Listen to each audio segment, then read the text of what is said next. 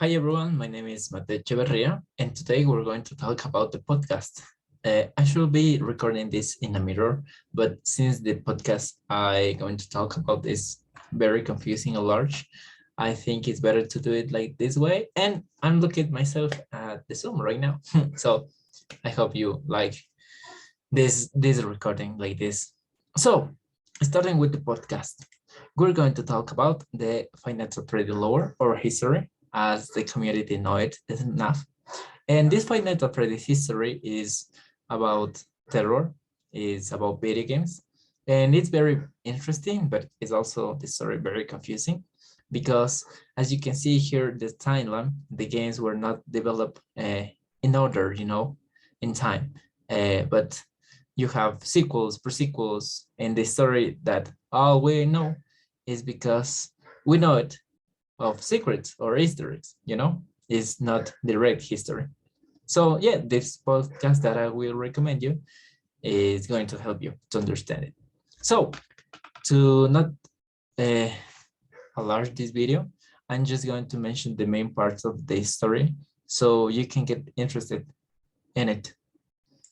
So the first, it starts out in the Fredbear's family diner where William and Henry, which are friends, created this restaurant with the robots because they made the robots. They made the restaurant, but something happened because William was a psychopath and he killed the daughter of Henry outside the pizzeria. This causes that William discovers that the animatronics can be possessed by the souls of their children.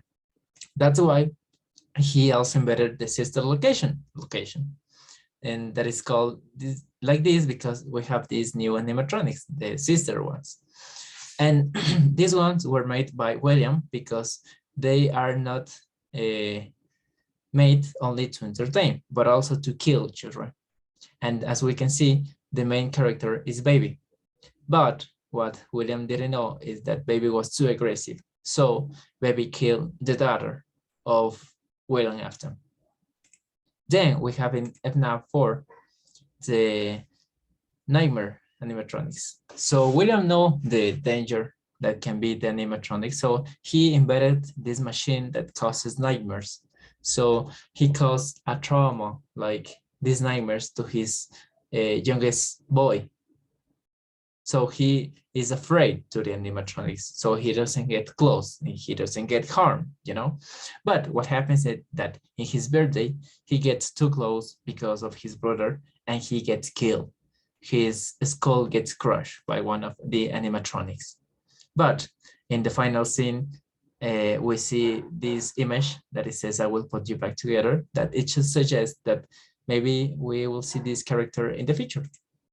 Then we have the FNAF 2, and this is because William and Henry sell the animatronics to another company called Fazbear Entertainment. And in this one, we have new animatronics that are modern and more technological, and also the old ones.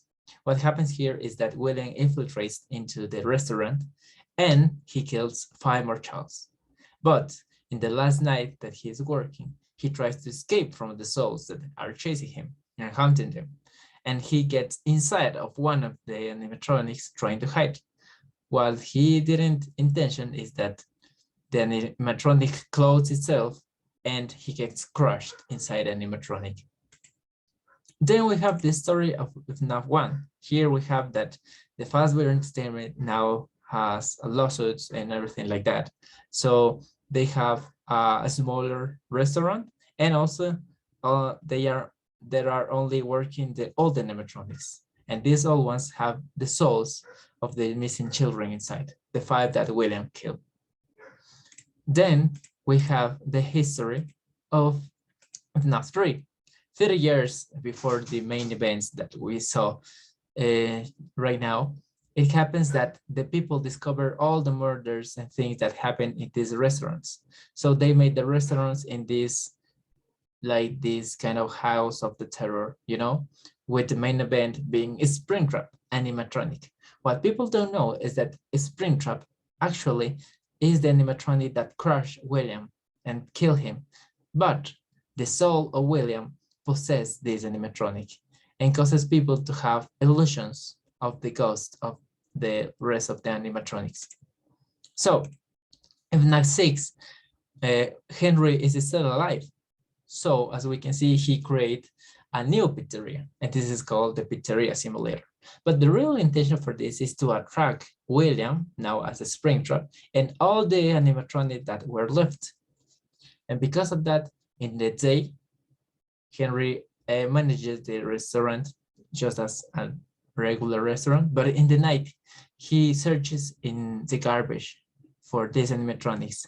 And at the end of the game, he burns himself and the restaurant down with all the animatronics to end with the souls and all the problems that have been causing. But in the 7th game, the ultimate end, we know that the missing childs, the souls, are now burned down. They are like in some kind of hell, you know? And what they are doing is that are tormenting to William because of what he did. So every night he gets to repeat what he has done to the kids. And that's why these nights and these nightmares repeat, because he's in some kind of personal hell, in some kind of purgatory, you know? And until this part, all this story is like fine, you know, it's like we can get it, we can deduce it. But in the 8th game, things get a little weird because it contradicts itself, and we know that William is not totally dead because its consciousness, or like maybe soul, gets inside of a video game about the Fazbear Entertainment history, and he gets in the video like a virus. So he's trying to get out to the real world. And that is where the mobile game called Special Delivery enters, where a security guard of Fazbear Entertainment is working, and she accidentally makes that William escapes to the real world. And finally, just this week, or maybe past this week, there will be this new game release that is called Five Nights at Freddy's Security Breach. And this, we have new animatronics. We know what will happen to Vanessa and the spirit of William Afton. And also we have this new character, which is called Gregory. And we can see that he is very similar to the Crying Child about the Sister Location game. And it seems like the boy of William Afton is not totally dead. So we will see what happens when people find out what the hell is going on in this history. So Five Nights at Freddy's, it's very interesting. It's a lot of games. They are very fun. They also have books, comics, plushes, toys, all kind of stuff, you know, because in 2014 get really, really famous. So I think it's a unique story. It seems like it could be childish, but it is not. So I highly recommend you to do it if you like to solve mysteries and like this kind of thing, like unusual terror, you know? So Five Nights at Freddy's. Thank you for listening.